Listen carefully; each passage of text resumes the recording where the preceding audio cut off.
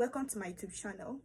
A lot of Igbo learners make mistake in identifying the difference between E/A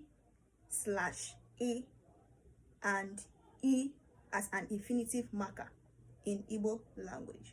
Okay, the pronoun E means you. Okay, also the pronoun ge means you in Igbo language. But here is the difference between these two pronouns. The pronoun E can stand as a sentence subject when you talk about a subject of a sentence, the doer of an action, like ishori irini, ishori irini, ishoro irini, you want to eat. That E is standing as you. Okay, then ge, the difference again is that ge cannot start a sentence in Igbo except in rare cases. Okay, you cannot say ge shori irini, you can't say ge shori irini, but you can say I shori irini. So ge stands as an object of a sentence. It's always perform the work of an object, the receiver of the action. Okay, while E stands as the subject. So know how to position it when you are making a sentence in Igbo language, so you don't mix it up. Okay, so in Igbo you can say nchoro inye gi akwa, nchoro inye gi akwa, I want to give you clothes. Nchoro inye gi ego, nchoro inye gi ego. Do you understand now the position of the gi? But you can't say ego. You can't put E in it because E cannot stand as an object. Only gi can stand as an object.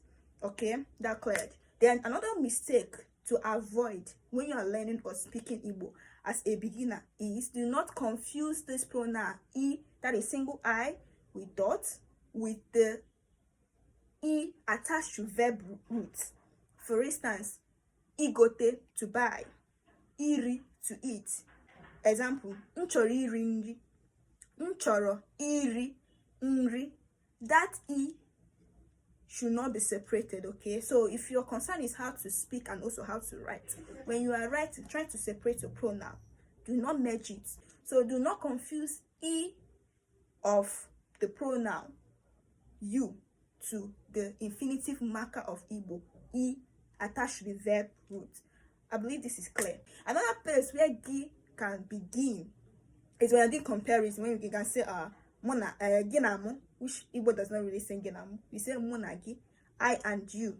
But English we say you and I. Igbo we say I and you.